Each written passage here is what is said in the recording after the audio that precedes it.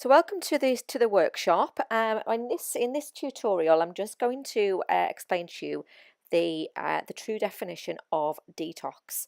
Unfortunately, detox is a topic that is there's a lot of misleading information out circling the internet and circling social media, and it's forcing people to engage in programs and products with false hope essentially, um, because it's not going to achieve the results that you necessarily are hoping to achieve. Um, Detox is actually something the body can only do itself. A certain when you deliver certain properties into the bloodstream, yes, you can improve that process, but it's not one single thing that does that, because you also have to address your lifestyle as well. So I'm just going to explain that process to you, so you can get a deeper understanding of how it all works. First, let me tell you a little bit about me. Well, my name's Kate Eaton, for those of you who don't know me, and I'm a nutrition and lifestyle coach, and I specialise in immune and inflammatory health related issues. And I have over 16 years specialising in this.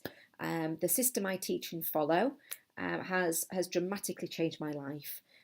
So I'm confident that I can help you change your life as well.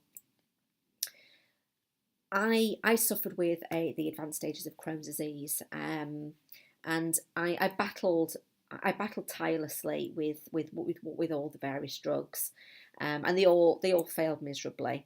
And on face value, I was doing everything right. So in fact, even everything I'm going to teach you in here, from the minute I was diagnosed, most of it I was doing, all the healthy eating elements of it, I was doing. Before I was diagnosed, because obviously I was already doing nutrition. So as regarding eating healthily goes, I was always eating healthily, from the minute I started doing my training, many moons ago. and I always had a juice or a smoothie every morning. Where things shifted a little bit after I was diagnosed was my lifestyle aspect. So I really brushed on upon that. So literally my diet and my lifestyle was squeaky clean. Yet I was still deteriorating rapidly. And it took me hitting rock bottom for me to realise that I needed to up my game. I needed to do something very different, and I needed to understand exactly what made the body tick. As a result of that, I now enjoy. I've now enjoyed a symptom and drug-free life for over 6 years. Now that is amazing compared to where I was, and I was on and off steroids every 4 months. I was close to needing surgery. My life wasn't my own. Um, I was housebound for 2 months at my worst, and I lost my business. My life was just taken over by illness, and that was because I didn't understand exactly what made the body tick. So I know what I can teach you can change your life. So it doesn't matter whether you have an existing health condition, or whether you're serious about working on a preventative measure to safeguard yours and your family's health. It doesn't matter what your goal is, or your what's driving you to make changes to your diet and your lifestyle. The same principles apply. The only thing that differs slightly is when you're already riddled with a problem, is you have no room for flexibility. You have no room for negotiation. You have no room for any mistakes. Whereas when you're not chasing your tail all the time, and when you're not currently compromised with your health, then you have room for a little bit of compromise here and there. But that doesn't mean to say you can have massive compromise. Now, the exact same principles I teach also allowed my mum to dramatically extend her life expectancy by many, many years, but whilst battling two very aggressive cancers. One of them was the HPV virus, and when the immune system's compromised and it's not containing that virus, what it does is it switches off what's called the P53 protein, and the P53 protein is responsible for suppressing cancer cells. So when that's switched off, cancer cells are just left to run riot because there's nothing there to suppress it. The other cancer that she had was a genetically driven issue, and that was driven by the HER2, the overexpression of the HER2 protein, and that essentially encouraged more cancer cells to grow at a rapid rate of knots, because the HER2 receptors latch onto the cancer cell and they instruct it to stay alive. So it's a battle of wills between the immune system telling the cancer cell to stay alive, to die, and these HER2 receptors telling the cancer cell to stay alive. So it's a battle of wills as to which one wins. So essentially, my mum, she shouldn't have lasted 14 years, and she did. And in the end, my mum didn't die of her cancers. She died of the negative effects of the conventional treatments, which actually weakened her heart, and her heart stopped suddenly. Which was brought about by other complications, but needs to say, if the heart had been strong enough, it would have been able to deal with those issues, and because it wasn't, it just stopped. Okay, so I know that what I can teach you can really, really help you, but you really have to understand the nuts and bolts as to what makes the body tick, and to understand why everything else you currently believe around detox is all fabrication. It's just all complete lies. So let's move on. So before I do move on and explain to you, let's just look at there's only two routes. There's a long-term solution and there's a short-term solution. Now most of these on the short-term solution here, you have been engaging in maybe on and off throughout the year. Maybe you do them just every January. Maybe you do some of them consistently. But nevertheless, they are short-term solutions. So this can be 5-day, 10-day, 30-day juicing programs. Even if you juice and smoothie consistently every single morning, that is not going to detox you. Detox teas, and some people will do those for 30-day periods. That's what they generally tend to promote on the boxes.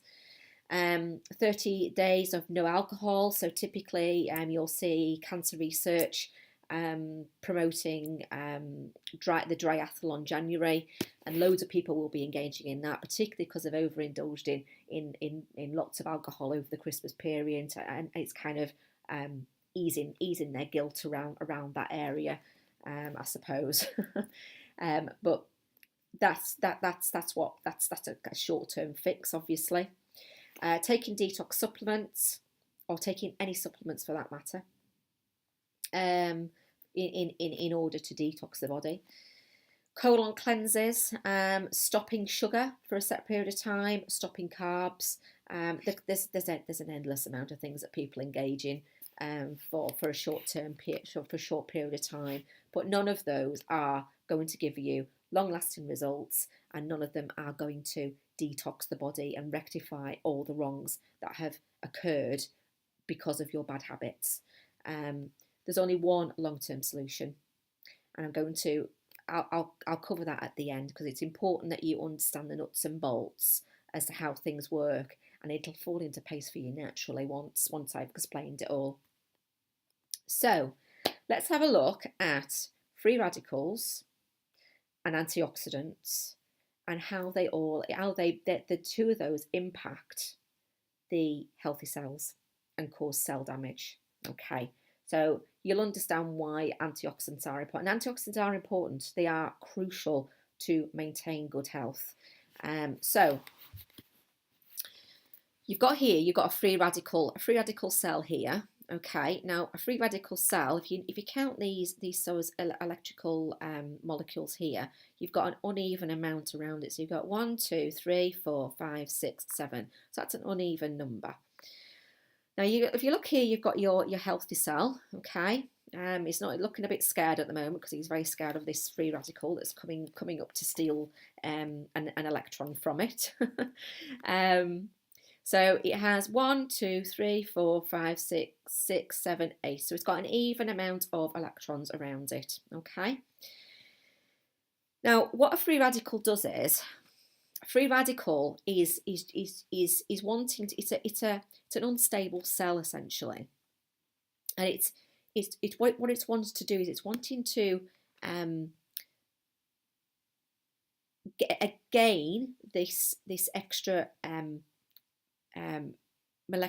electrical atom that it's missing to make it a stable cell. Okay, so what it does is it goes up to these our healthy cells and it says, I'm going to steal one of these from you. Okay, but it's still a free radical isn't going to so although it may become a stable cell, it's not going to assist in our immune response. Okay, it's only our regular healthy cells that will assist in our immune response process. So it becomes a stable cell without any use, so to speak. Okay, so it's a stable cell that's useless to us.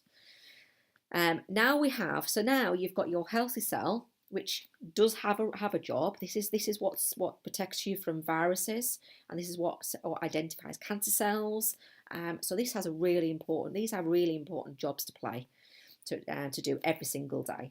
Okay, so now that it's an unstable cell, it becomes weaker at doing its job. Then another free radical cell comes along and steals another one, and another one, and another one, and another one, and another one. And eventually, it not only weakens that immune response, eventually it also damages the DNA structure of that healthy cell. So not only is it less responsive because it hasn't got the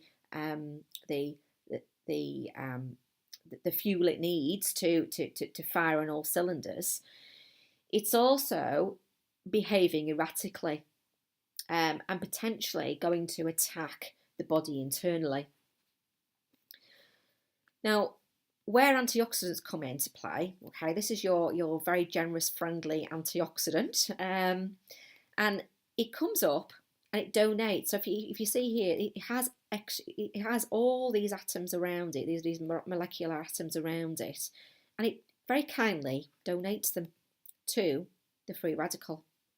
So now, all of a sudden, this free radical is no longer a threat. Yes, it's a cell that doesn't have a purpose, but it's not a threat to you because it's not stealing anything off your healthy cells and weakening weakening how well they're going to do their job. Okay, so antioxidants play a really, really important part in our day-to-day life, and they are super, super, super important.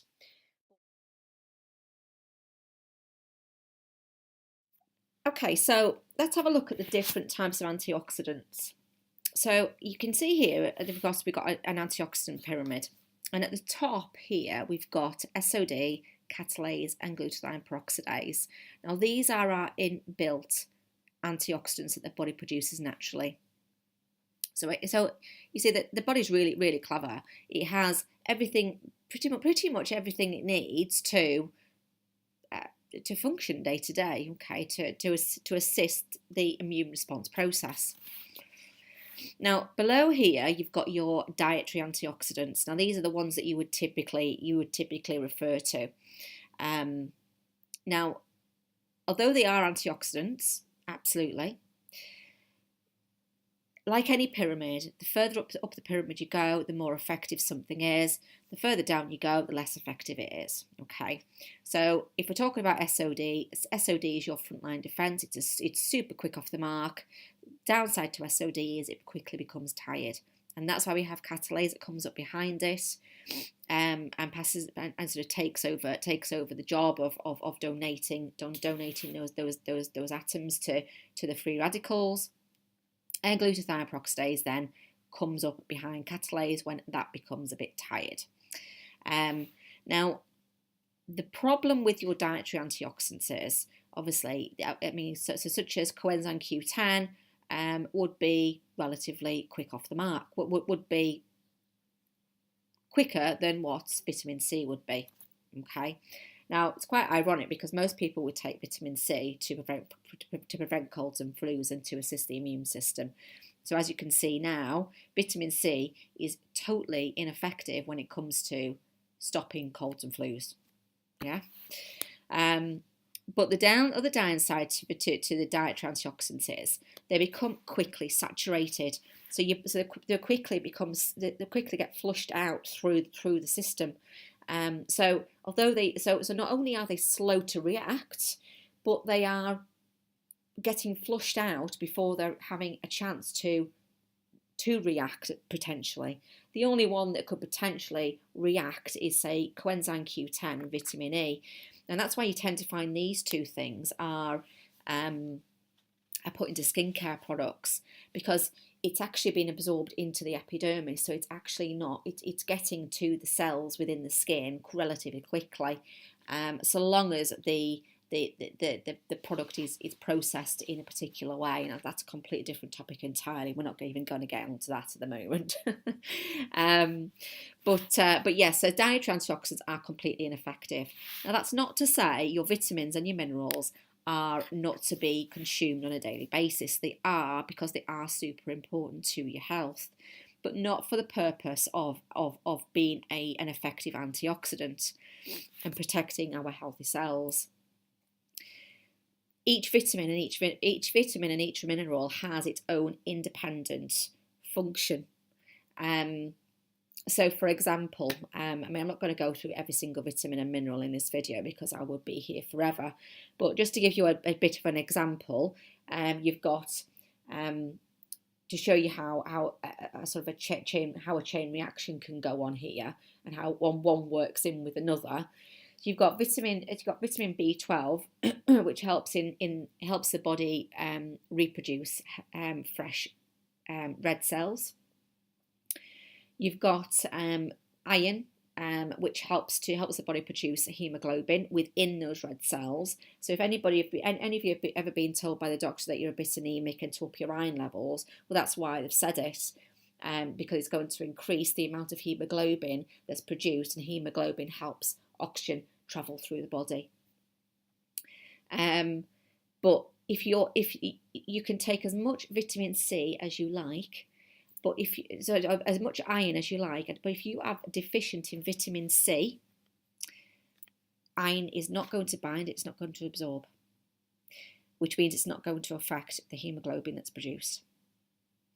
So you can see where certain vitamins and minerals working together to perform certain roles. So they may not perform a role directly, but by assisting something else do a certain job, it is still important to consume it.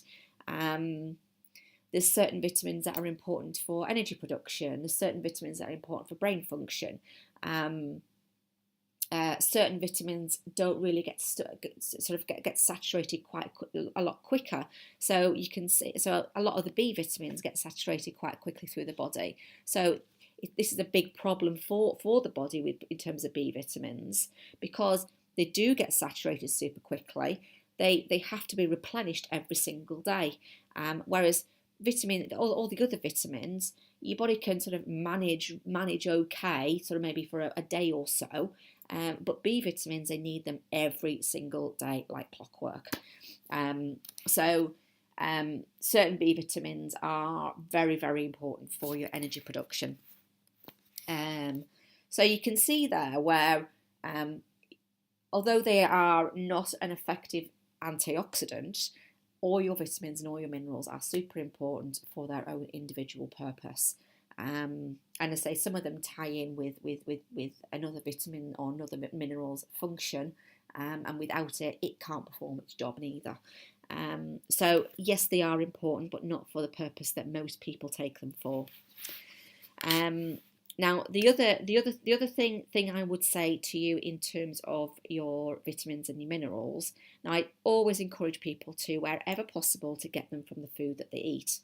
But if you are, unless you are deficient in something, seriously deficient in something, and we can't increase it naturally through the food that we're eating, then I would recommend to somebody to supplement it. But if you do want to take a shortcut and you do want to supplement it, please make sure that you are absorbing it. So that means you need to be maximising the absorption of those vitamins and minerals, that vitamin and mineral supplement, by consuming it in liquid form. So that you can get vitamin drops, you can get vitamin sprays, and that would be the process that I would advise you to take them in. Now, the only one that you can't get them in a liquid form or a drop form is vitamin B1.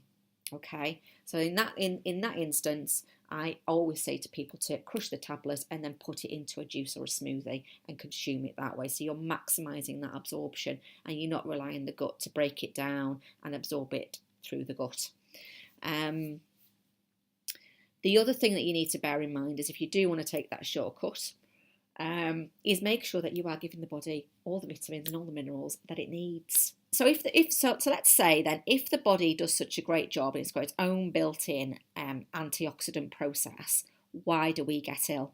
Well, the simple fact is that how we produce free radicals is we produce some naturally, and that's why we have the natural aging process.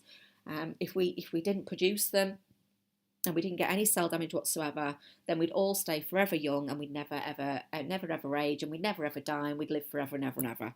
Okay, and considering we know that doesn't happen, that's why it makes sense that we produce free radicals naturally. Okay, so you've got your internal free radicals that the body produces, okay, through the aging process, and that is what our inbuilt primary antioxidants are there to serve, to reduce and slow down that aging process. Now, where it struggles is, as we age as well, the SOD and the catalase comes a little bit sluggish. It's not that we stop producing it; we always produce it. It just comes a little bit sluggish, and then poor diet completely hinders glutathione peroxidase production. Completely hinders it entirely. And then when you compound that problem with poor diet and lifestyle choices, which contribute to oxidative stress, free radical production, cell damage and inflammation, then it just makes the body's job even harder than it needs to be. So you're producing more free radicals than the body's internal antioxidant network can cope with, essentially. Okay, so there's more bad stuff going in that the body can produce, that the body can deal with. Okay, so as we've just seen here, so the contributing factors to oxidative stress is caffeine, alcohol, smoking, mental or physical stress. All these things are going to contribute to free radical production in the body, as well as the environmental factors as well. Now, also inflammation. Inflammation is going to cause additional cell damage. So not only have you got your free radicals causing cell damage, you've got inflammation from your lifestyle factors also causing cell damage. So coffee and tea, these will all cause inflammation. Carbonated drinks, acidic foods and drinks will cause inflammation. Excessive levels of sugar will cause inflammation. Processed foods will cause inflammation, and food intolerances and allergies, which is a big one that is missed by lots of people. Food intolerances and allergies are something that you really need to keep on top of, because they can change all the time. So if you are consuming a food that is causing inflammation, then that is going to just make life very, very difficult for you in terms of maintaining your health. Because your body's constantly going to be chasing its tail, and it isn't going to be in a position to put those internal flames out and reduce that inflammation accordingly. So that's something that you really need to get a handle on as well. Now let's just have a look at some of the telltale signs that the body may be struggling to cope. You've got weight gain or fat gain, insulin resistance. If you've been diagnosed with diabetes, that would be an indication that the body's struggling. If you're feeling tired or lethargic, that will be an indication. You've got digestive issues, any skin reactions, frequent colds and flus, that would indicate that that your body's struggling to cope, and joint pain as well. They would all indicate that the body is struggling somewhere to cope. So as I just said, there's only, as I said at the beginning, there's a long-term solution and there's a short-term solution. And we covered why the short-term solution does not give you lasting results. The long-term solution is turning your bad habits into consistent good habits, and that's going to reduce the workload that the body has to contend with on a daily basis. And then giving the body the right tools to assist and enhance the body's natural functions. That's the other thing that you need to look at. Good health really is a big, big jigsaw puzzle, which is why I developed the Get Healthy Bootcamp to help teach you the building blocks of healthy living.